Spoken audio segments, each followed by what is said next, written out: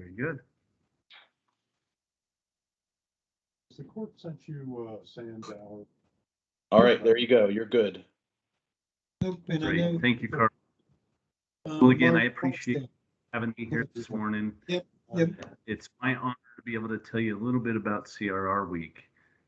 Just a little bit about myself before I get started. My name is Chris Brunette. I am the Chief of Fire and Life Safety Section with the Colorado Fire Prevention and Control. And so our section is a little unique in that we provide the oversight and guidance for all the codes adopted, building, fire, life safety, and WUI codes for our regulated facilities here in Colorado.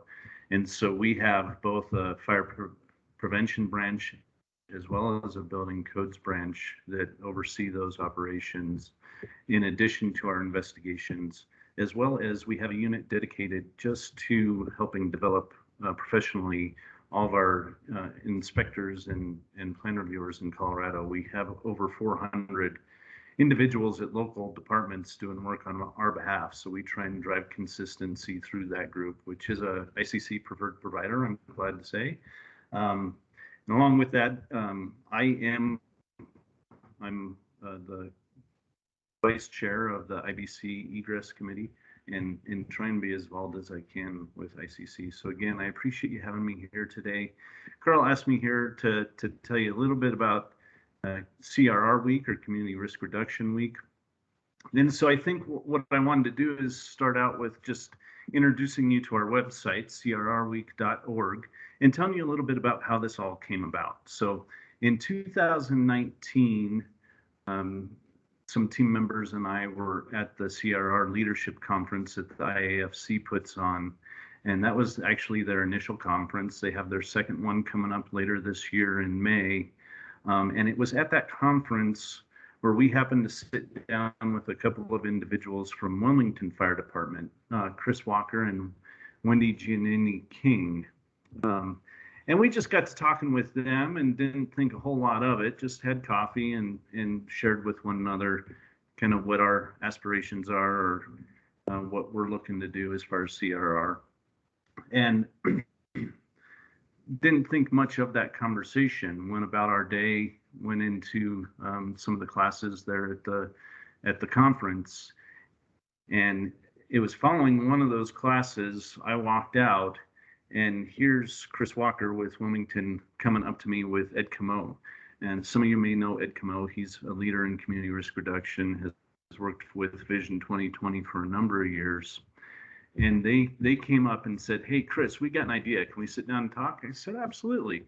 You know, I'm always up for new ideas, and people who know me will probably tell you I don't know how to say no. So we sat down again over coffee and started talking about how there's these other efforts nationwide. We've got Fire Prevention Week, we've got Building Safety Month, but we don't have anything for CRR. So we need to do something about that. So we started talking about it, talking about other individuals to involve, and that's kind of how this idea grew. It was just a group of us talking over coffee at a conference. So if you don't think that something can be accomplished over those cups of coffee at a conference, I think you're wrong. Those are some of the best conversations to have. And so it was through that we started to discuss what we could do for a week dedicated to CRR. And with that, we landed on the third Monday in January is where we would kick it off, because that's Martin Luther King Day, and it's recognized already as a day of service. And so we thought, what a perfect way to kick off working with our communities is to really highlight that day of service, and then work throughout that week to demonstrate how we as fire professionals and life safety professionals can really start to work out what we can do to reduce the risks in our communities. And so this really was a grassroots effort of some very dedicated fire and life safety professionals who wanted to see risk reduction coming to the forefront in our nation. And so I want to share with you now who those individuals are, because really this isn't, CRR Week was by no means me or my idea. I was just happy to be participating in it. But this group of folks truly is a national group that really is dedicated to reducing risks in our community. And so we have Arnold Baker. He's chief of the Chelan County Fire District in Washington. Kathy Clay, who I bet many of you know, she's battalion chief and fire marshal up in Jackson Hole, Wyoming. Of course, like I said, Ed Camo was a big starter in this. And for those of you who don't know, Ed is going to be retiring from Vision 2020 at the end of this month. So his big swan song is the Symposium 7 we're about to have next week in Murfreesboro. We have Josh Fulbright, who's the CRR section chief with the South Carolina State Fire Marshal's Office. And then there's Wendy, who I talked about earlier. You won't see Chris Walker on here because he actually had to bow out about a year ago because his real work really had to take precedence. So you don't see him, but Wendy is a big part of what we're doing. And then I'm happy to say we've got 2 more folks from Colorado who help us out, Deanna Harrington and Michelle Kircher from Arvada Fire, both working in their risk reduction office. And so just a good group of people. And I'll get back to them here in just a few minutes, but I just wanted to give them some recognition because none of what we've done is me. It's really this group who's really been the driving force behind this initiative. And so the last thing I wanted to share with you before we get on to the actual week is that, again, this was a grassroots effort, but we never intended it to remain a grassroots effort. We all along wanted to find somebody to take it on and take it over so that it could get the national recognition it deserves. And that has happened. So at the end of last year, we were approached by Vision 2020, and they asked if they could take this over and under their wings and leadership. And so we've done that. We've transitioned it with CRR Week 2022. I was honored to be asked to be the Strategy 1 leader for Vision 2020. Strategy 1 is their advocacy, which they feel, and I think correctly, that CRR Week falls appropriately into advocacy, because really what our goal is with CRR Week is to advocate for fire departments to show what CRR can do for their communities. So our audience really isn't communities. Our audience is the fire departments to help them promote that awareness needed for CRR within their communities. So it really is an advocacy track that we have taken. And so when they asked me to be the Strategy 1 leader, I went back to this group, this executive committee for CRR Week, and asked them to join me as the leadership team for Strategy 1, and they've all agreed to that. So again, not me doing the work, it's this good group of people doing the work, and they've come over with me to Vision 2020 to help them with this Strategy 1 for advocacy. So that's kind of the background and how we ended up at Vision 2020, but I want to tell you kind of what we started to do for CRR Week 2022. And I bring this to you because really it is about advocating for CRR, and I'm hoping that when you go away today, you and your home agencies start to look at CRR and what you can be doing in your community, and know that there's this website and this group of people who are great resources to help you advocate for that at the local level. So one of the big things we push for during CRR Week is we'd like to see everybody develop a proclamation. So we've developed the model proclamation language, and we post that on our website each year so that you can go on and just adapt it to your local community, whether that's state or local, and get those proclamations written and then hopefully signed. And what we try and do, we ask everybody who would like to send them in to us, and we post them here on the website so that we can start to show how many people throughout the nation are getting on board with CRR Week. Then along with that, when we have people participating in the week, we ask them to send us their patches, and so we add them to our patch wall. So this is our patch wall of everybody who was participating and let us know and was willing to share their patches with us. And we just continue to add to this. And so you can see it's gaining quite a bit of ground and quite a bit of throughout the whole nation. So we're just very proud to see how many different departments throughout the United States have been joining us with this initiative. So one change we decided to make this year in 2022 is we wanted to do a focus on one of the 5 E's of community risk reduction. So those are education, enforcement, engineering, economic incentive, and emergency response. And we decided that it would be good for us to focus on one of those E's every year and provide resources and information for everybody so that they can work with their local agencies to really push out community risk reduction. And so this year we decided to focus on education. And part of that was putting together a series of podcasts that we released throughout the week to really help fire departments envision and put forward their best foot with education as they go out and work with their communities. And so we've released, of course, the first podcast was just kind of me talking about what's going to be happening through the week. So probably the most worthless to listen to.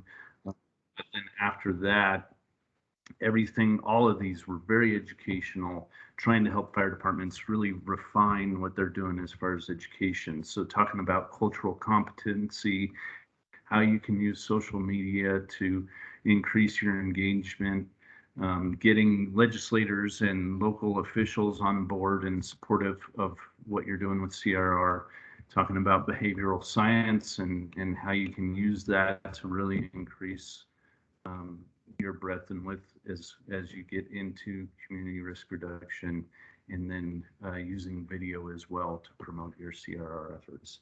So we're hoping that people will look at this as a location where you can come and get some of the resources necessary to really build up the program within your organization. The other thing that we did is we put together a toolbox or a toolkit, and with this toolkit, again, giving you resources to really get involved during CRR week and beyond.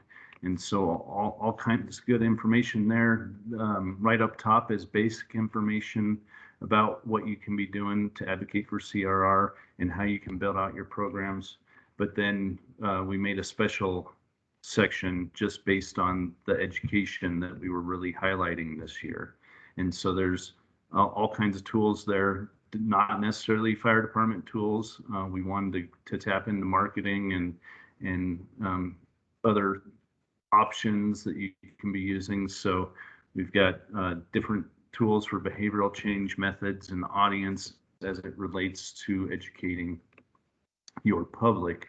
And so again, if you go to crrweek.org, you can continue to look for these toolboxes. And as we move into CRR Week 2023, we'll update the toolboxes and highlight that next E that we are planning to. So with that, just the last little bits that we did with CRR Week 2022, we have our social media. So we're on Facebook, Twitter, and Instagram. And we did a series of posts throughout the week. The other thing we were encouraging everybody to do was to tag all their good work they're doing with @CRR Week. That way people can search it and see what everybody's doing as a nation for CRR Week and beyond. Again, we don't want to just end there. So just to close out CRR Week 2022, we've done a survey. Hopefully, if you're on our mailing list, you've gotten that, and just trying to find out what people have done for CRR Week, how we can improve things and support people in doing what they do for CRR Week. So please fill out that if you got it. And then we are putting together a highlight reel, trying to get pictures and videos from throughout the nation that we're putting together, and we'll get out as well so people can see what we're doing. So that was CRR Week 2023. Shortly, we'll be getting into our planning for CRR Week 2022, getting into our planning for 2023. And so this is a flyer that's going to be going out at Symposium 7. Just letting people know that CRR Week 2023 is 16th through the 22nd. And in 2023, we are going to be highlighting engineering. So again, we're going to come up with tools and a toolkit for engineering and how you can highlight that and really work with your agency to build up that aspect as you start to plan for CRR Week 2023. This QR code here will get you to the part on our webpage where you can sign up and get additional information and all new information. So please, we encourage you to sign up. We'll be happy to get all the information out to you. But again, I just think that this group of people that I've been talking about has done such a wonderful job of getting this going. And I really do think it's a great resource for you all. We've also got some swag going out at Symposium 7, hoping to get just as much involvement as possible moving forward. And I hope you all will consider being involved for CRR Week 2023. So with that, I will open it up for any questions or comments.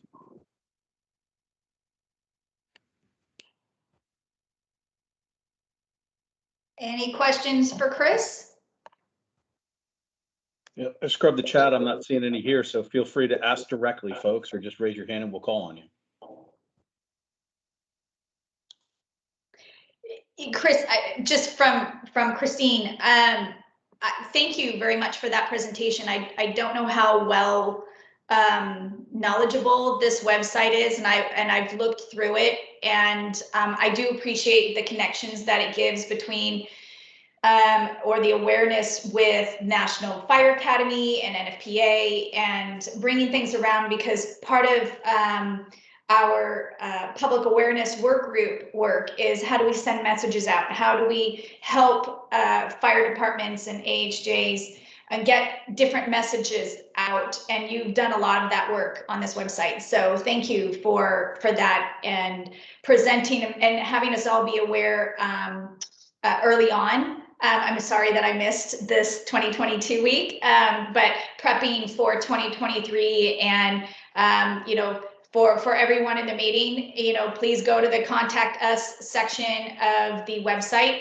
and put your name in, and you can get valuable information sent out to you via email. So one last call for any questions or comments from anyone. Actually, I had one thing, Christine, as well, too, for Chris and for the entire audience. So, Chris, you should know this week, I might have hinted at it yesterday when we caught up for a few minutes, but I've got a report to share being fresh back from the National Fallen Firefighters Foundation Truman Fire Forum planning meeting. And for those who know, I mean, that's a pretty significant event for the fire service. There were only about 50 folks from fire service leadership from across the country there. And it was really an honor to join. But the reason why I say this is because, Chris, you should know that CRR Week was used as a baseline concept that should be built upon or emulated for other successful programs going forward for the fire service. So it was a big piece of the discussion, used on multiple occasions. And no, your boss wasn't the one who brought it up. It were others in the audience, and it was a really great example of some of the hard work that you've done there in Colorado, and how a program that maybe starts at the state level can take off and become a national concept with just the effort that you put into it. So congratulations on that. And we look forward to, if you haven't checked this out yet, for the folks in our group, you should go there, because you're going to see more on CRR Week, and you're likely going to see other concepts come out that might be based on this same type of an approach. So, Carl, thank you so much for that. That's an honor to know. And again, this is a group of volunteers from throughout the nation who they have full-time jobs already. They're already doing a lot of work, and they were just so dedicated in getting this going. And so I'm so happy to hear that. And again, I hope you'll all join in and help with this initiative, because it's worthwhile. I do believe CRR is the future of our profession, and it just covers everything that we all hold so near and dear. So thank you for that, and thank you for the opportunity to speak. If you wouldn't mind, Chris, could you just put the pertinent links again in the chat here as well too, for folks to take a look at on their own as well? I know you just showed them, but. Absolutely, and I'll also add my email address, so if anybody has any questions, feel free to reach out to me directly. Thank you. Great. And again, thank you, Chris, very much for your time and being here with us today. All right, moving on the agenda. Are there any additions or corrections to the agenda? Hearing none. Going to the approval of the minutes for the January 20th, 2022 virtual minutes. I'm looking for a motion to approve. Buxton motion. Here a second. I'll second. Steve Swarthout. Great. All those in favor say aye. Aye. Aye. Opposed? Great. Thank you. So approved. And next item, going to the work group updates. So this is an opportunity for everyone that's on the meeting to hear a little bit about each of our work groups and the work that they're doing, especially at the beginning of the year now, a reiteration of what their goals are. And for those work group leads that are on the meeting today, when you give your update, could you please remind everyone what your mid-month or side monthly meeting is for your work group, just so people can either plan how to get involved. And then if anyone is not signed up that would like to be signed up into a work group, please put your name and information in the chat for Carl to jot down. So we'll get you included on the email meeting invites to have you for that particular one or more work groups that you'd like to be a part of. So with that, I'm going to go to member recruitment, but I don't believe we have anyone that is representing member recruitment today. I just want to open it up just in case. I haven't All seen right. Andy. Yeah. Okay, so we'll go down to emerging issues and trends. Michael. Well, good afternoon, everybody. I'll echo what Christine said. Chris, thank you for the presentation there. That was nice. Good work, right? So our work group, Emerging Issues and Trends, we try to meet every second or in some months, the third Monday of each month between 2:30 and 3:30 Eastern Standard Time. I will put this schedule out because we do have it for the whole year, but a couple of the months we had to change from either the second or the third Monday because of conflicts. So we met this week. I want to thank Brian and Skoll and Ed Kaminsky for joining our work group this week. I appreciate your willingness to help with our work group. Going to be some new energy there and some great expertise brought to the table there. So thank you very much. We are working on trying to enhance our communication between the other councils, major jurisdictions, plumbing, mechanical, and gas council, and the building officials to try to obtain more information on emerging issues and trends that other work groups or councils are actually working on. So we look forward to kind of bridging that gap here. We do have a couple new subjects or emerging issues and trends that we will be discussing in our March meeting. As Christine says, if anybody wants to join our work group, please let us know. So that was it. We had a few people on the call. It wasn't a heavy turnout. There was a lot of scheduling conflicts, but we'll hold our meeting in March. And if you hold on just a second, I'll give you the date and the time. So March 21st, from 2:30 to 3:30, our group meeting will be held. And you're certainly welcome to attend and help us. So that's my report, Christine. Thank you. Great, thank you, Mike. Moving to public awareness, Steve. Hello, everybody. As Michael mentioned, we too are recruiting. Please, could use some help with our group. I don't have a lot to report for the last couple months. We haven't met, but we're going to get together again in March. We do meet the second Thursday of every month, 10 o'clock Pacific Standard Time. Our next meeting will be on the 10th of March. And I would like everybody to please join us. We do a lot of great work, as all the groups do, with public awareness. And we got a pretty good set of goals for this year, and could certainly use some help with those. Great, thanks, Steve. And on to training and education, Mark. Good afternoon, everybody. Greetings from a snowy Kansas City today, but hope everyone else is warmer than we are. But just real quick on some of our goals for the training and education group. You know, one of our primary responsibilities is to develop and provide educational opportunities focused on the fire service and fire prevention for ICC's annual business meeting.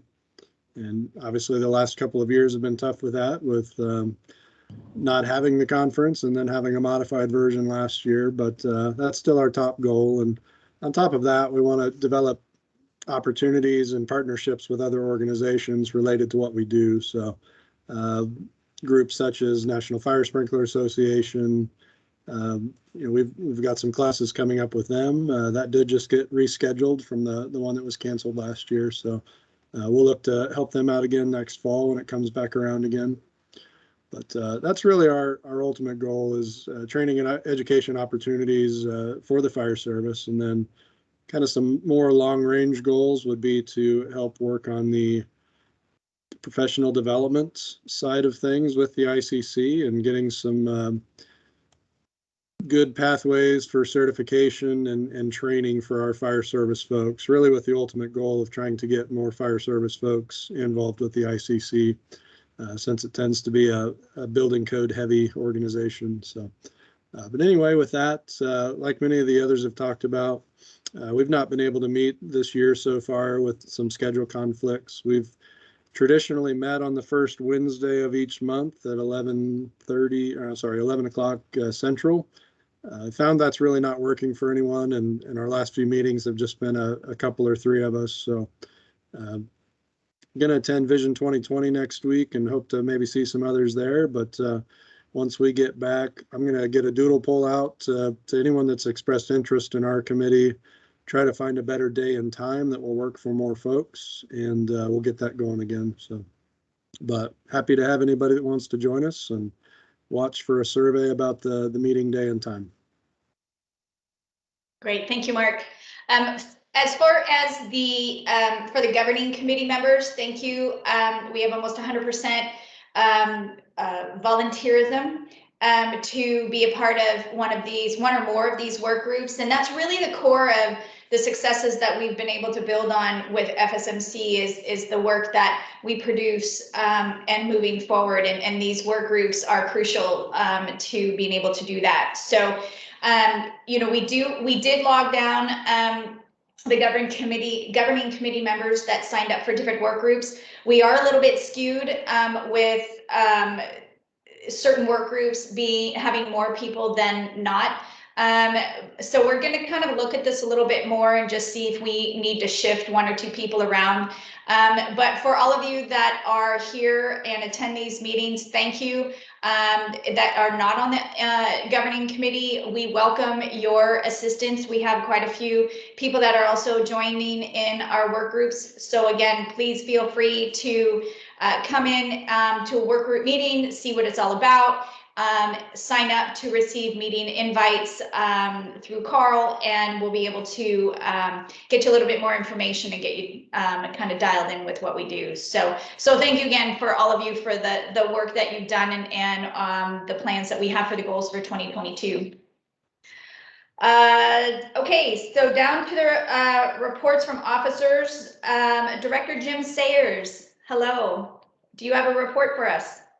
Christine, he was just messaging and saying he's having a little bit of trouble with his mic, so we'll give him a second to see if he can do that. If not, I would just ask Director Sayers to maybe log out, come back in, and I know his mic was on previously, so. It just came back on. Very good. All right. Now we hear you. Okay, sorry about that, but I kept trying and it wasn't happening. Happy to be here. Good to see everyone.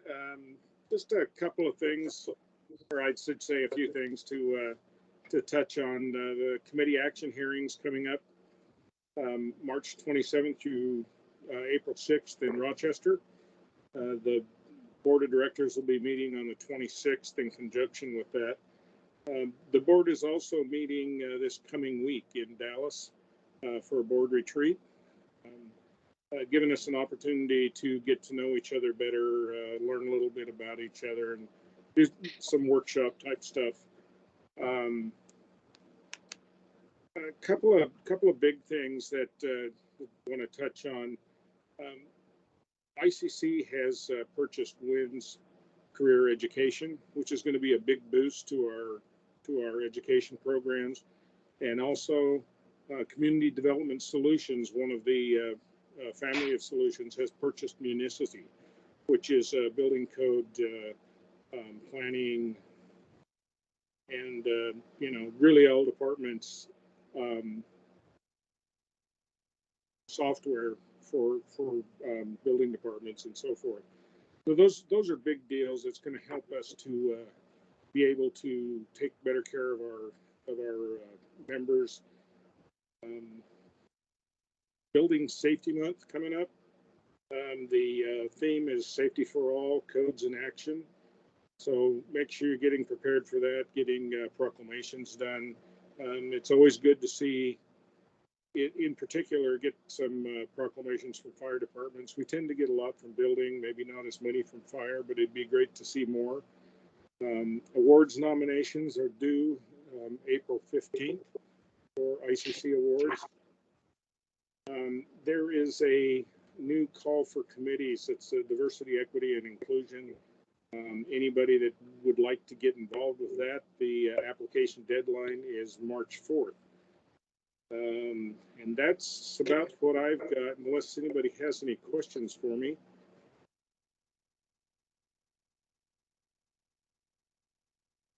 Any questions for Director Sayers?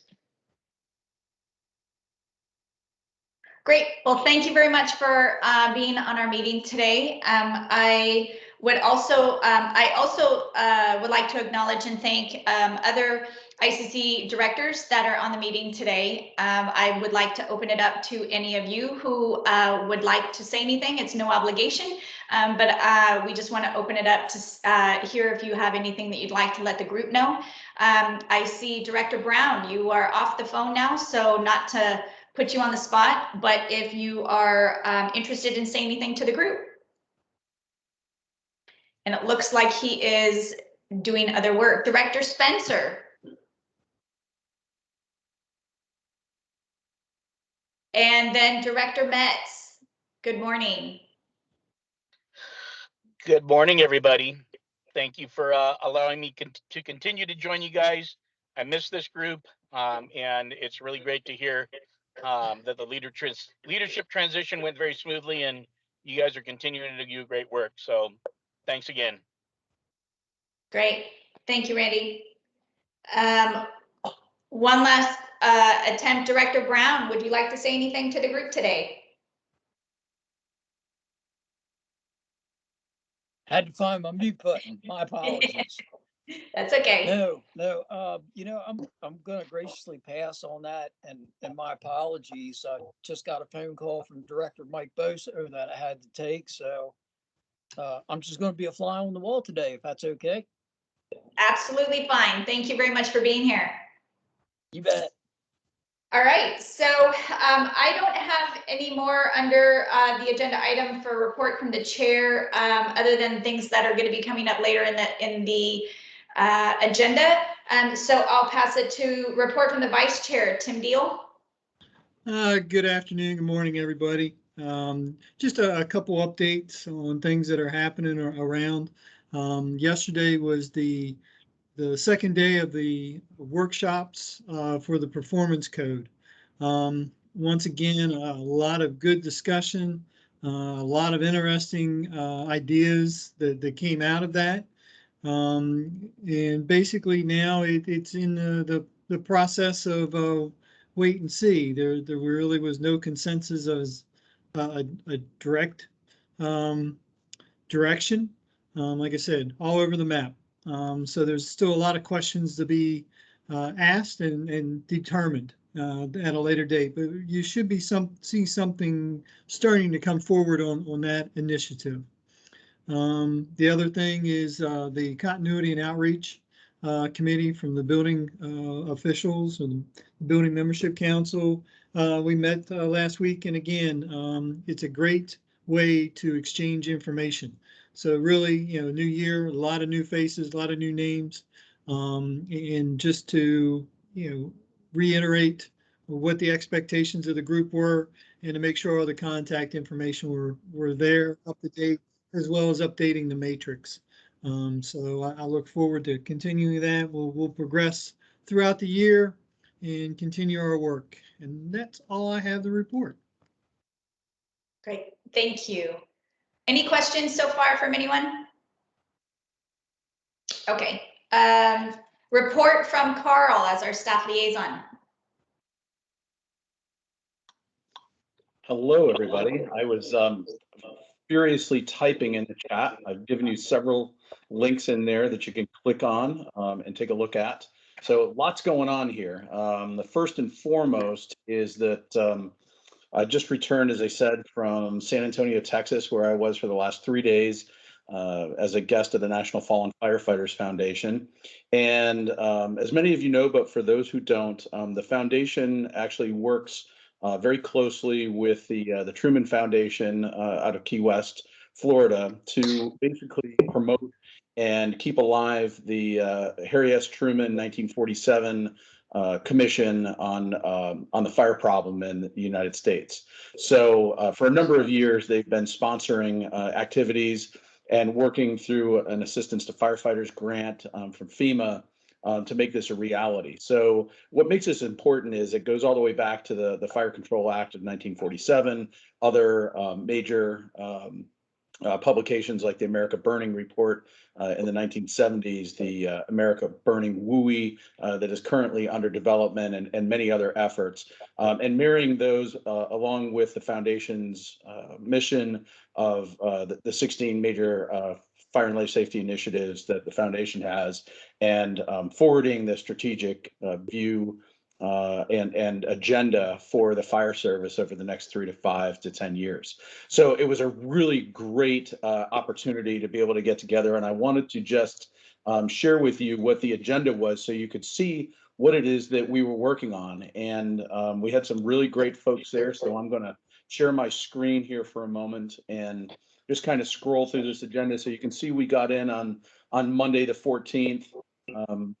But on Tuesday was really when the bulk of the work happened. So we had a general session welcome and went through some of the background items, and also heard from many of the folks who've been involved in the significant fires that have happened here since the beginning of the year. So we had Commissioner Adam Thiel from the city of Philadelphia with us. We also had joining him both Chief Joe Jardin and Chief Frank Lieb from New York City Fire Department of the FDNY, and Chief Jardin is the head of fire prevention, essentially the number 4 member of the department there. And Chief Lieb was actually, he's the training chief at the FDNY, but had the citywide tour commander role that day, and was the incident commander at the Bronx fire. So to hear the 3 of them discuss their experiences in the context of what we've learned and the history since the 1947 call to action from President Truman was quite inspiring, and it brought it home on both a professional and also a personal level, hearing some of the struggles and the impassioned pleas that they had from having witnessed the events that they were a part of. So we broke out into a total of 7 groups. The idea is that this is building on this is a steering committee effort that is building towards a Truman Fire Forum, the large Truman Fire Forum Symposium coming up this September, again down in San Antonio with a larger group. So we were a group of just about 50 people. I would imagine we're probably going to be somewhere between 100 to 150, but this group's charge was to essentially kind of narrow down the agenda and what would be important to accomplish coming up here in September. So integrating fire prevention and public education into the regular ops of the fire department was one group. Not surprisingly, using data, research, and science as a basis for improving fire prevention was another one. And we were thrilled to be joined by U.S. Fire Administrator Dr. Lori Moore Merrill and several other folks from throughout government there too, to help kind of advise us and give us the fire administration and other areas within the interagency to think about. Marrying modern solutions with modern challenges and problems was another group, finding ways to leverage fire prevention safety efforts. And then the group that I participated in was the group 5, telling the fire prevention story. So trying to figure out ways to promote things like we talked about the concept of CRR week, but more broadly, telling the fire prevention story across the fire service, not just maybe in the context of either Fire Prevention Week, which is the most common thing, or in the context of CRR, but what is the all-encompassing fire prevention story? And I'll give you an example of what was important here was that Russ Strickland, who many of you know for several years worked at the Maryland Fire Rescue Institute, is now the Secretary of Homeland Security and Emergency Management in the state of Maryland. And Russ was invited to come down and join us to talk about something I'm of course passionate about, which is that meld between the fire service and our colleagues in emergency management. And Russ was able to get up and explain why that connection is important. I think it also illustrated why the vision that Dominic Sims, our CEO, and my former boss, Sarah Yerkes, had when they decided to take the position that I currently occupy and expand it from just being a fire service role into a multi-mission role of fire service and emergency management, disaster mitigation. So he did a really great job telling that story. And I think we're going to incorporate that into our talking points and see where that goes for September. And then the last 2 were evaluating risk and making decisions, which is always a big deal. And then, of course, trying to focus a little bit more on how do we continue to carry forward President Truman's vision from where we are today. So, the group worked really hard. And in fact, we all got home pretty late last night. Chris Brunette's boss, Mike Morgan, from Colorado, was there as well. And he did a great job of highlighting some of the wildfire issues there, and it was very much recognized by the fire service that wildland fire is a gap in terms of the WUI pieces of it for this group to address. So Mike did a good job of making sure that that was at the forefront. So anyway, I came out of there pretty charged up. I'm a little tired because my connecting flight got canceled when I was on my way to Dallas last night. I didn't get home until 12:30, 1 o'clock in the morning, but it was one of those meetings. The reason why I say that is because it was one of those meetings that was very much well worth it for the effort. So I am excited that the Code Council was asked to participate.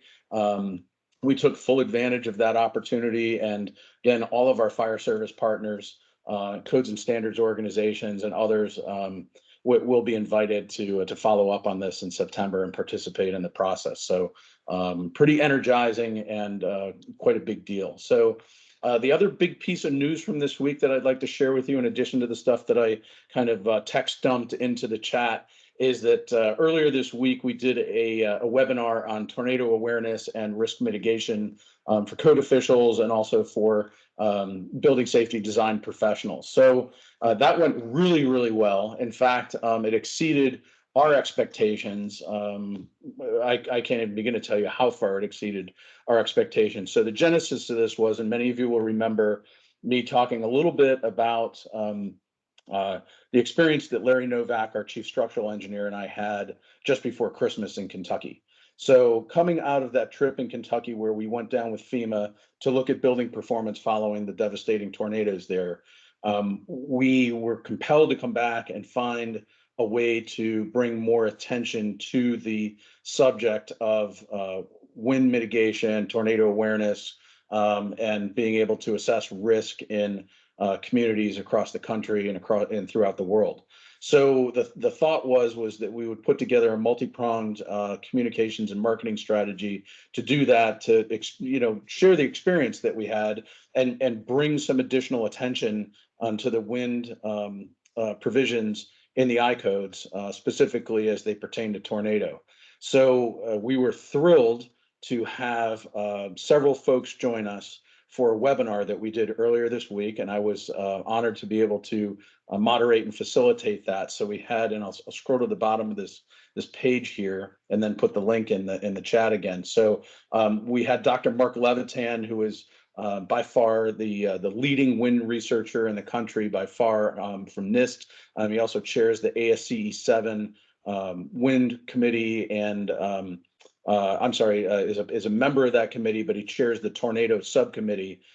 He was joined by my colleague Patia Scott, who was on that trip from FEMA that went to Kentucky. So she got to talk a little bit about that, and as well as FEMA's storm shelter and sheltering programs. Don Scott, who works in the private sector, very well respected on the structural side, teacher as well, and also a participant in the ASCE 7 wind load committee. I believe he chaired the tornado subcommittee. And then, of course, my colleague Larry Novak from Codes and Standards. So we had a really great response to that. We had over 1,000 people. It was about 1,150 people from 13 countries register for the webinar. And we pulled through somewhere roughly around 750 to 760 folks for that webinar. And we did that for about an hour and 15 minutes on Tuesday. So I had to step away from the Truman Fire Forum, and I took it from my hotel room. I know Don Scott was at the NCSEA, the Structural Engineers Association meeting in New York City. He stepped away from that. So we kind of converged from all points in the country to come together and host this webinar, and it was very successful. The link that I will put in the chat here while I'm speaking, I think I've already put it in there, but I'm just going to dump it in again so you can see it. If you didn't have a chance to join us for the webinar, you need to take a look at it and the documents that are at that page. Very helpful, and also talking about the first of its kind tornado provisions and a tornado chapter that are included directly in the ASCE 7 2022 version. So without going into either advocacy or anything else, what I will say is that I understand there may be a movement to bring those into the I-code. So keep your eyes open for the hearing schedule, as well as the monograph as it comes out, to take a look and see if there's anything on that may have been introduced that might be of interest to you after you have a chance to look at these materials. And that's, I think, about it. So big week, big couple of weeks getting ready for these events, and looking forward to seeing everybody that can make it to Rochester next month. So that's my report, Christine, and I'll take any questions. Any questions for Carl? Carl, thank you very much for all of your work while traveling. It's very much appreciated. Hopefully you'll get some rest in this long holiday weekend. We'll see. Okay. The funny part about that is, as Chris said, Vision 2020 is next week, and the ICC is a member of the steering committee, as well as helping to staff that show. So Chris and I will both be traveling Monday to Murfreesboro, Tennessee for Vision 2020. So for those of you coming, we'll see you there, and it'll be another big week next week. Good, great. All right, so let's go to ongoing business. The first one is, as we've said before, the membership council meetings are directly in front of the the hearing schedule. So the official meeting that we have is on March 27th at 8 a.m. So, and that's an in-person meeting. I think we have a couple of rare exceptions of needing to do an alternate attendance, but it's an in-person meeting starting at 8. You know, in the past, we have talked about we're so engaged and so productive and trying to do things virtually most of the year sometimes can be a little bit difficult. So we've historically wanted to meet for a longer period of time. So we're having an informal meeting on Saturday at 2 p.m. In Rochester for all of those who can attend. We can continue, and we're going to create an agenda to that respect. So if you have any items that you'd like to either discuss or hear about, please let either Tim or I know or Carl know so that we can add it to the agenda. It'll be another opportunity for work groups to be able to connect, talk about their goals and what we can do as a membership council to make sure everyone is successful in those goals. So, so for the governing committee and any interested people that are interested in attending the meetings, again, informally at 2 p.m., formally at 8 a.m. on the 27th, sorry, 2 p.m. on Saturday, the 26th. Carl, did you want to say anything more about what's happening on Saturday evening, or is that still being arranged? Well, it's still being arranged, but we can put it out there too. So as many of you know, the Fire Service Membership Council enjoys a really close working relationship with the Building Membership Council. And I know I at least see Mark Matheny on. I don't know if Ed's able to join us today because I think he's traveling with Ray O'Brockie, and I'll talk about Ray here in a second. I think they're actually in Kansas City area today, Mark. So they're Ray's enjoying that snow, and I can tell you that he brought absolutely no warm weather gear with him since we were in 80-degree weather yesterday. So I tell you, he's not enjoying the snow. Yeah, no, I know he's not, and I of course took every opportunity to make fun of him today on social media when he announced that. So he deserves it. He is here. So what I wanted to say on the committee action hearing, so that informal day on Saturday, really need to firm up who's coming to town, and the reason being is because we normally get a lot of our really great business done informally in an expanded format like we've got. And two things: Ray has been invited, I believe, from a conversation that I had with Christine and with Tim Deal.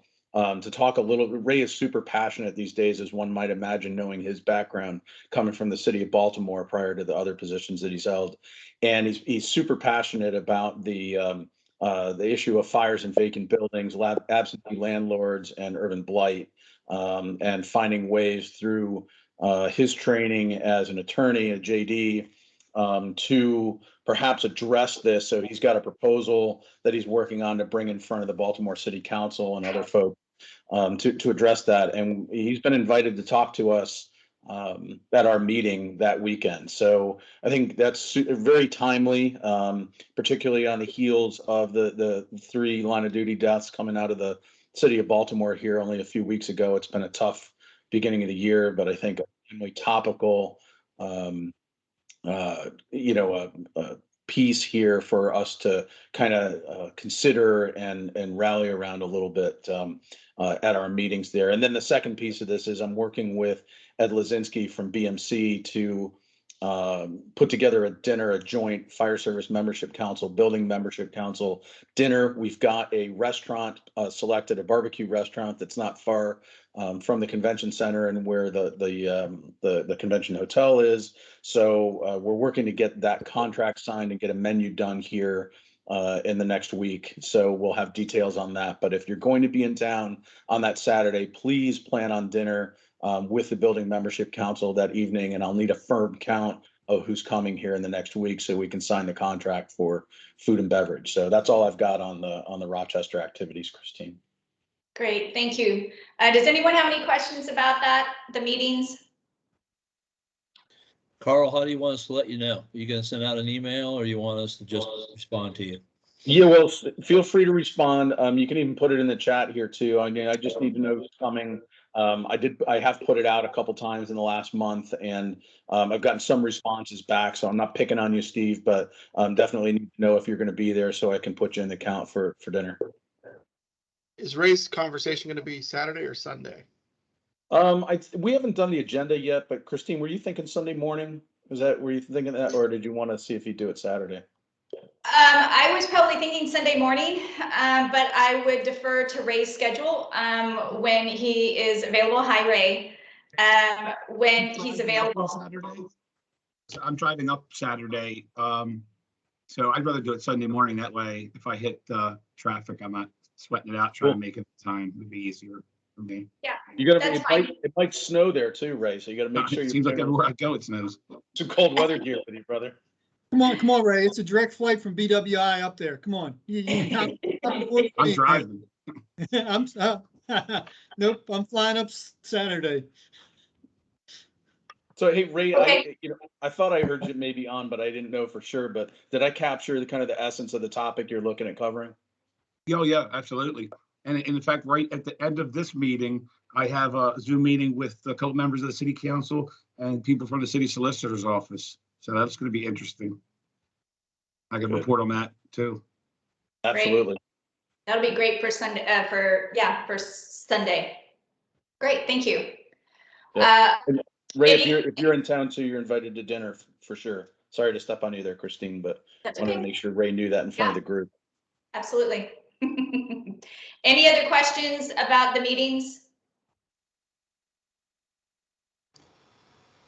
So Okay. this isn't a question about the meeting per se, but just to follow up with the conversation about vacant buildings in Baltimore, Ray, just wanted to, and I can follow up online or offline rather. I was actually had a conversation with their chief data and analyst office or whatever, I forget their exact title, last week about some work they're trying to do. So we could potentially loop that into your engagement with city council and others in Baltimore. Because I think some of the data folks who has expressed interest in doing some fire risk prediction work. They're interested, so I can try to. I'll loop in with you on that one. Yeah, sounds good.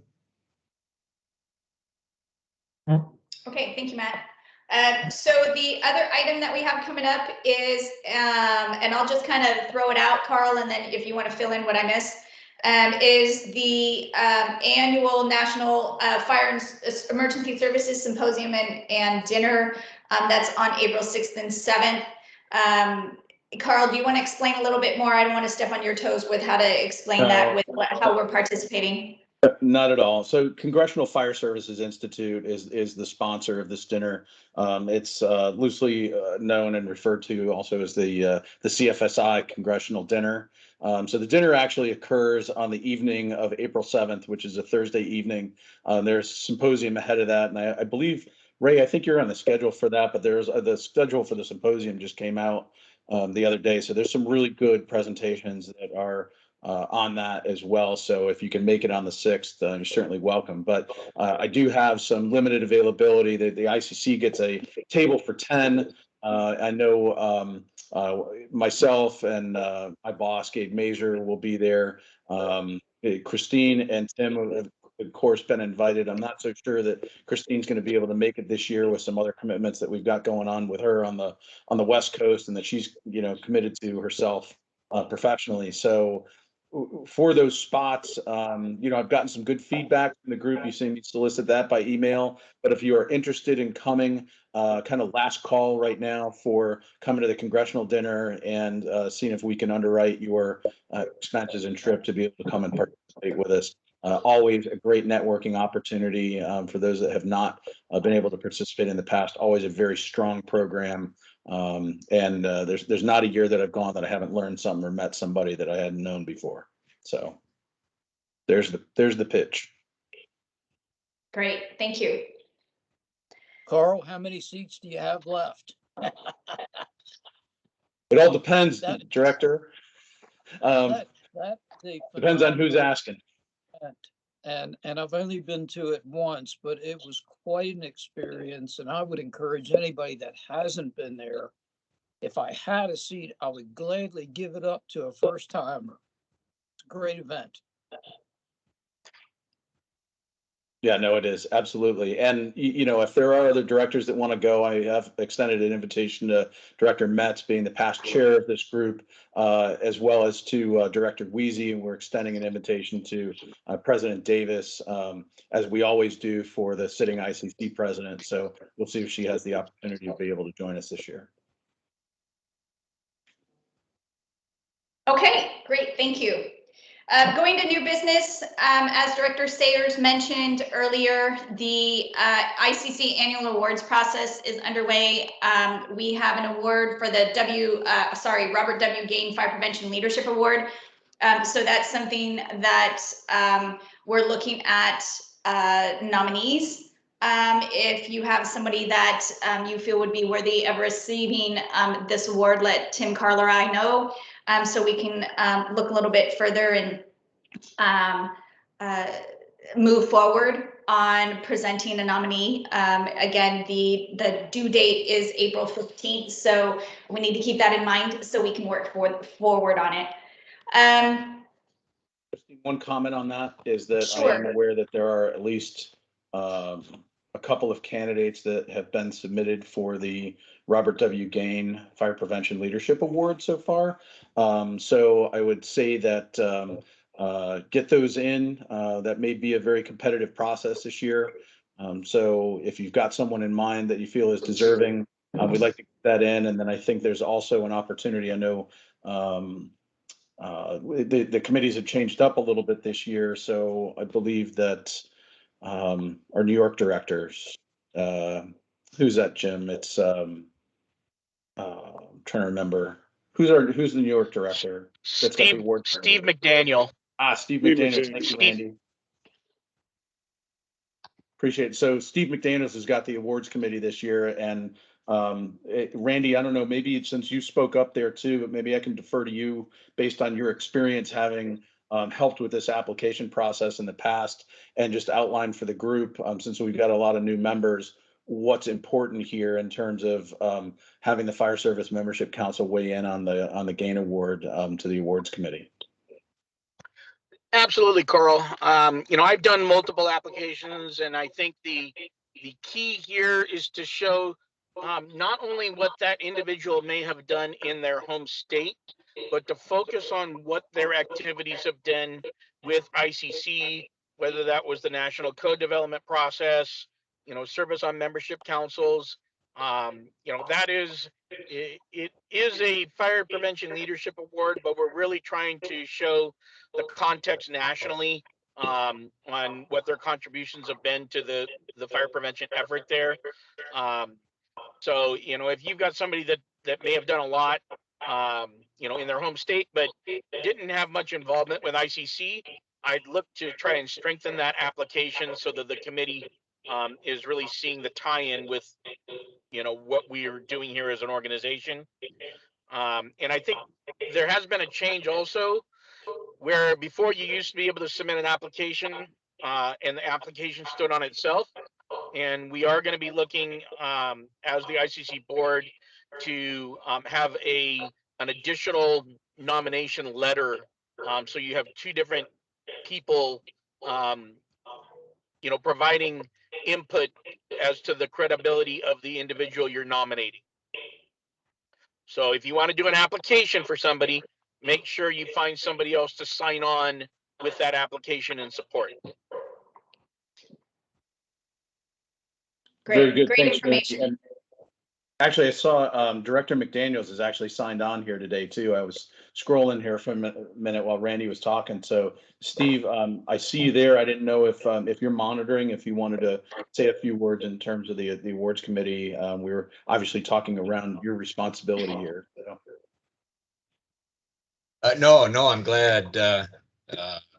Be happy to say. I mean, we want to see as many applicants as we can.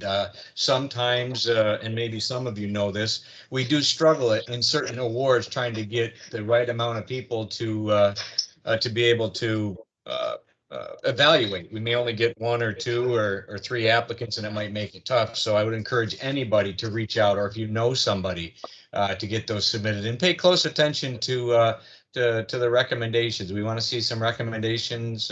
We hold these awards extremely high. So, but again, I look forward to chairing that process. It's going to be a little bit different this year than it has been in years past. But if you know anybody, make sure they submit. Thank you.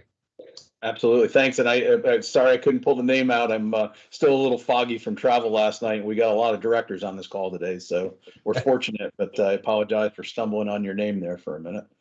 No, that's okay. Thank you. Yeah. Christine, there's another one, so I'll pass it back to you there too. You can certainly talk about that. Yes. So the second is the Innovation and Code Administration Award. This is an award that is jointly coordinated between the Building Membership Council and the Fire Service Membership Council.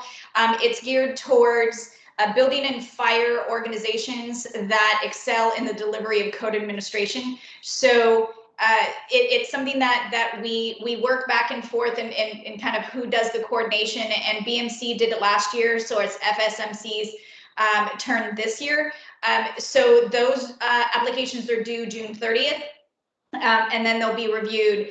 Since Mark's on the call, I didn't know if maybe because we're kind of transitioning out, if you have any other information you can kind of share about what that process is like, and any input that you could give being what you experienced last year. Yeah, absolutely. Thank you. Yeah, obviously through the COVID years and the COVID times, we've had to be creative with this award as well as everything. But you know, the trick is, and we talked about this kind of in November and December of last year, and with Bill and Carl as well, is, you know, the important thing is marketing and publicizing this award. We want to, we're still relatively early on. We want to get the word out as much as possible, and push basically who should be part of this. And just as you mentioned for the other one, I think Director Met said that if you know somebody, right? So push and get, you know, other people to be involved with that. We've got the evaluation form, you know, probably at 90%. So we've simplified that process over the years so that each new team that comes on year after year can have kind of the same angle as they're doing the evaluations. We're in BMC, we're putting together what that team will be. It's generally 3 or 4 people. I know you guys may already have that structure.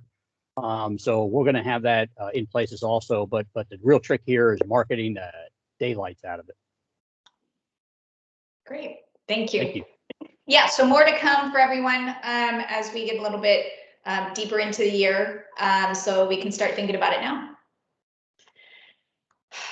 So the last item for new business is I wanted to bring up that there's been a couple of inquiries about the FSMC's potential for endorsing Fire Chief Mike O'Brien for his candidacy with IAFC's executive board for second vice president.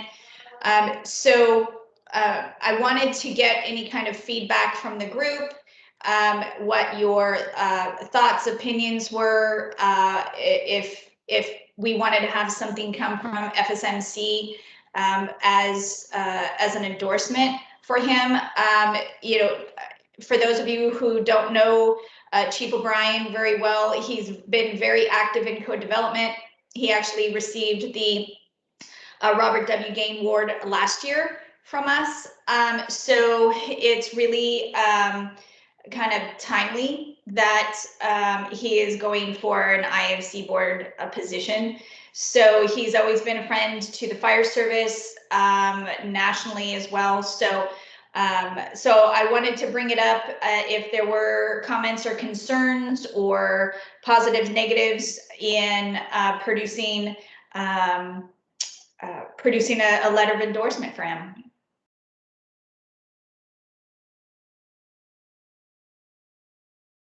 I'm seeing a couple of items in the chat that are positive comments. Jeff Shapiro's got a hand up. Oh, yes, Jeff, thank you. So believe that you're hard pressed to find someone in the ICC organization that's put more time and effort into the advancement of the International Fire Code and the fire service elements of ICC. As the fire service leadership within the ICC, I think the membership council certainly is in a position where it's appropriate to look at a individual who has been a huge participant and supporter of this organization and provide a letter of endorsement that speaks to the quality of the individual, the dedication of the individual to the mission of fire prevention. I mean, Mike's a fire chief, but he's hugely invested in fire protection. We all know that's not entirely common in our industry. But I personally think it's entirely appropriate and would encourage that a letter of endorsement be provided for Mike. He has certainly earned it over the years of contributions to ICC. Thank you, Jeff. Yeah, I met Mike, gosh, over a decade or more ago when he wasn't a fire chief. He was coming up through the ranks and was a new fire marshal. So I totally agree with the comments that Jeff has just made. Thank you, Robert. That's my question for formalities. Carl, do we need, that's why I was hoping for a quorum. Do we need to have a motion and a vote for this?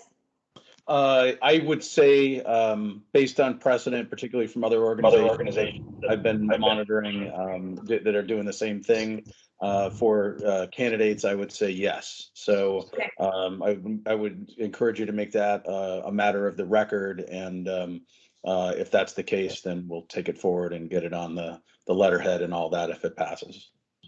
Okay, so with that, I'm looking for a motion. Christine Buxton. Second for Wassom. So I'm sorry, Robert, can you repeat what your motion is?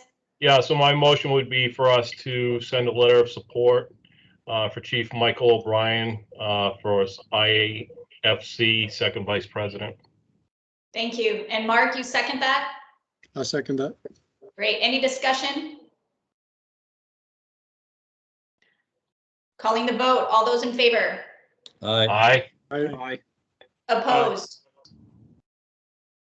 Great. Motion passes. Great. Thank you, everybody. We'll go ahead and get that drafted and get it sent in. So thank you for that. I know that the time frame is a little bit short, so I think we have to get it in pretty quickly by the beginning part of March. So Carl, Tim and I will work with you on that. Yep, no worries. All we need to do is update the letterhead, and then I would just ask you and Tim for the text, and we will get it transmitted over to IAFC. I've got the right folks to send that to on staff through our MOU. Perfect. Thank you very much. Yep. Before we get to comments from the audience, again, a reminder that our next meeting is in person on March 27th at 8 o'clock. Look for the location, the room location. Once you get there and register, the room locations will be listed for all the different membership councils. And with that, I want to open it up to a few people. First, I wanted to open it up to Beth. Beth Tubbs, she had mentioned something in the chat that I wanted to make sure she was recognized. Beth? Yeah, thank you. I was slow to unmute there. I was making the connection, and I shared this with the Fire Code Action Committee. I'll probably send it to the interested parties, but the SFPE Foundation, just become more active in the last couple of years, is having a virtual Grand Challenges initiative. The link is in there, so you can kind of see what they're doing. It's a very kind of generative brainstorming. What are the issues that we need to look at? A lot of this will be of great interest, I think, to hear. It's free to participate, and the link will bring you there so you can register and all that. If you're interested, it is April 26th to the 28th.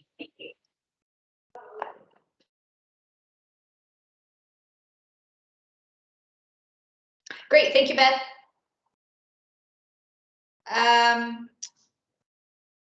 Okay, I want to specifically open up if Mark from BMC or any of our liaisons to FSMC would like to say anything.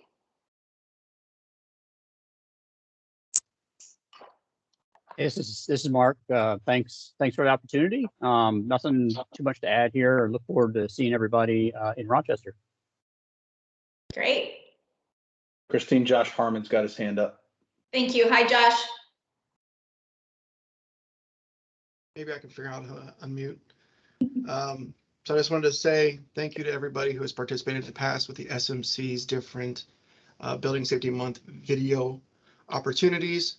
We are looking forward to that for this year. I've talked with Christine and Tim and some of the other people, and maybe we can put together some things. Last year we had some great success, and again, we just want to we'll see you guys in Rochester, and hopefully we'll be able to spend some time and get over there and listen to Ray talk about the things going on over there in Baltimore. So thank you. Great. Thank you very much. Rock, hello there. Oh, sorry, I forgot to unmute. There's the next global membership seminar on soft skills is next Tuesday at 5 p.m. I think the email blast, it's already out, so please register. And then we're still working on topics for the next 3. Fire will be one of the topics. So we're looking for collaborations with the Fire Service Committee. Maybe we could do one together on fire topics, but we don't have any specifics. So just want to put that out there. Great, thank you. We're happy to participate. Great. All right, and I'll open it up to anyone on the meeting. If you have any questions, comments, this is your opportunity to ask questions. If you have a situation going on in your jurisdiction, or you just have general questions or comments you'd like the group to know. So if you would like to raise your hand in the Zoom call, then we'll be able to identify it. And Rock, your hand is still up, but I'm not sure if that was just from you didn't put it down before, or if you have another comment. I don't know how to put it down. That's okay. No worries. Christine, I think maybe Jeff Shapiro had something too. I remember seeing something in the chat. I'm trying to scroll back to if he had something. Jeff, do you have anything? I just mentioned that those of you who know Carl Wren, Carl's building a new house, and we talked about putting a sprinkler system in his new house, and it was supposed to be a new install. And when we showed up, the drywall, HVAC, electrical, plumbing, everybody had already been there. So it became a retrofit in a new home. But the result of that was we had a really well done plan, which we crumpled up, threw in the corner, and did a P2904 style installation, which is essentially a planless installation, where you just look at the performance of the end sprinkler and the maximum pipe length between there and where the water comes into the house. And you don't worry about what's in the middle. And basically, I proceeded to get covered with drywall dust with an 1.5-inch hole saw, going around with a tape measure and a laser line projector in the lower level, and my compadre up in the attic tried to find ways to get pipe between where I drilled the hole and where the water came in. But the end result of that is actually quite a great story with respect to, in my opinion, I'd not done one of these before with a planless design. But it was the foundation of the P2904 provisions, which ultimately ended up in more or less the same in 13D, where you can pretty easily go into a dwelling and just install a system with no plan, and knowing the water supply and the pipe length from one end to the other, be able to do a proper installation as long as the heads are properly located. So it was my first experience in actually applying stuff that I developed for the code over a decade ago. But it proved a point to me that that design basis works. It's simple, it's fast, it's flexible with regard to working around things that you run into in an installation. And it really cemented what I've said in my own mind for quite some time, that I don't see any reason we should be requiring plans, requiring plan review for any of these systems. I think there's a solid basis for these things going in as design build, looking at the final installation to make sure the heads are properly placed, the pipe diameter and the length is within the range that the code allows. You think about how much resource that saves in the design time, the design fees, the fire prevention review fees, the back and forth and plan review. It dramatically reduces time and effort and cost on these systems. So having now done one myself, I'm a way bigger advocate than I was when I was just playing with the text and the code. I think there's really a good opportunity and lesson learned here. And I had dinner last night, Carl, with Hamid, and we were discussing this, that Hamid said, yeah, maybe you need to write an article, and maybe I do, because it really does prove a point that I've been trying to leverage for quite some time. This is so easy to do and inexpensive. The total cost of this system is going to be very reasonable for the size of the house. And yeah, I finally got the glue off my hands, but I'm really happy. Carl and I are going to be finishing up doing a little bit of work on it this weekend, but he'll be living in a sprinklered home as a result of the time we spent last weekend. Well, that's fantastic, Jeff. Hey, and I was going to jump in here because I've got something else to share along these lines. You gave a residential example. I'm going to tell you something that happened at the Truman Fire Forum. President of the National Fire Sprinkler Association, Shane Ray, stood up. I'm looking to see if Gary West is still on the call here. And Ray, I know you're still on here, so I'm going to drag you into this too. But President Ray stood up in front of the Truman Fire Forum attendees and made a commitment to the city of New York, specifically to Chief Jarden and to Chief Lieb, that the National Fire Sprinkler Association will find a way to partner with the FDNY and the city of New York to retrofit sprinkler an entire public housing complex that is likely located in the Queens borough sometime in the next couple of years, once they can get that organized. And the idea there is that the FDNY has got a predictive set of metrics that they use, and they can predict within usually a week or two to a month of when they would anticipate a fire occurring in a building in the city of New York, particularly these multiple occupancies. So that was an enormous boost to the crowd there, particularly in the context of Philadelphia and New York City and other events that have occurred. So both on the residential side, as Jeff says, progress being made, and also an enormous leap forward with a very predicted value of return on investment within year one on a sprinkler retrofit in a multiple dwelling in New York City that they know will burn at least once, if not more, in a year. So I thought you'd all enjoy hearing that. So the next time you see Shane or Gary or any of the folks from NFSA, ask for some updates, and I'll pass that along when I get some more information too.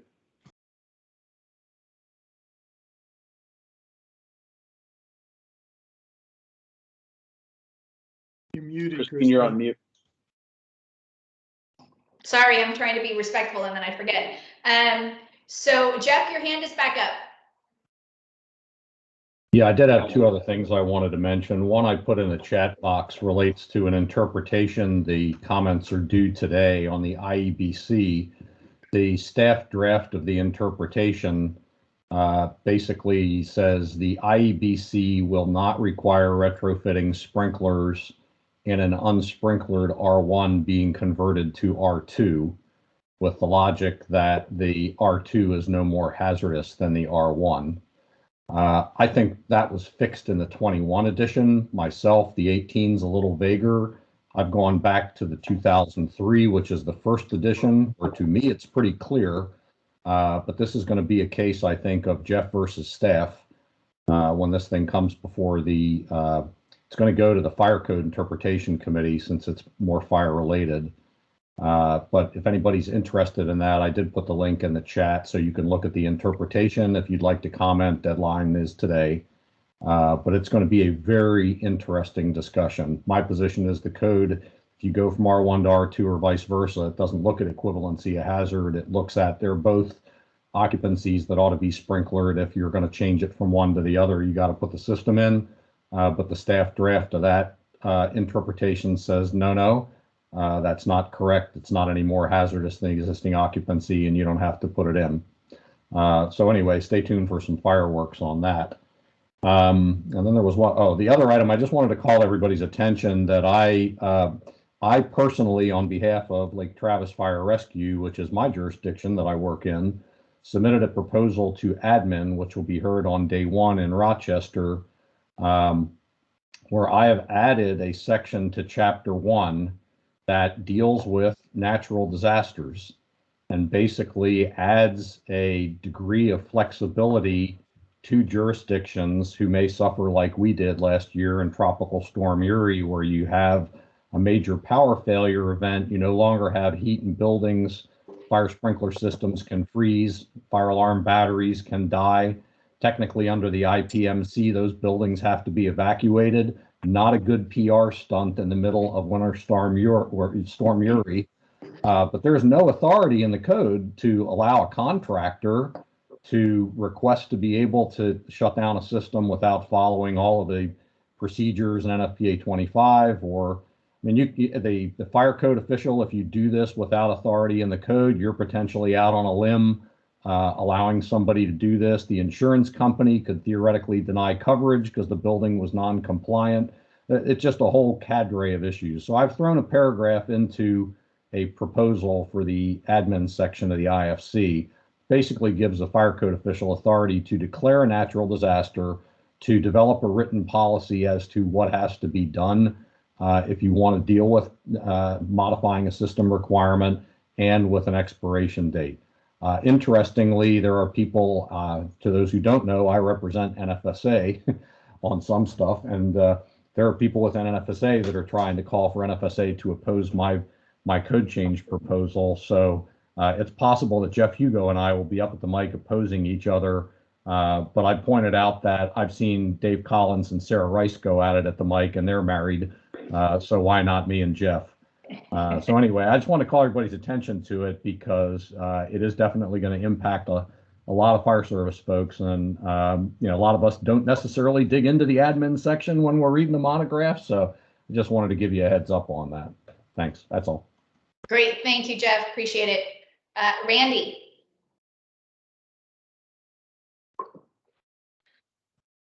Thank you, Christine.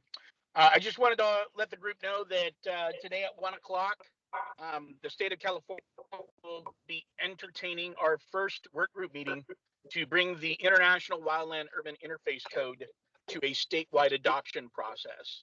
This is going to be a very long, arduous process over the next 18 months because of all of our state amendments that we have for statutory law. But we are starting this process, and we will continue to let you know how it goes. But by the time we're done, we may have a California version of the IWIC. That's it. Great. Thank you, Randy. Any other, I'm looking for other hand raise. Anything for the good of the order? Seeing none. All right. We're a tad over time, so I appreciate everyone sticking in with this, and I'm looking for a motion to adjourn. This is Tim, motion to adjourn. Second? Second. I'll second. Great. All those in favor? Aye. Aye. All right. All right. Thank you, everybody. Looking forward to seeing all of you at the end of March in person in Rochester. So take care. Have a great day. All right. Bye-bye.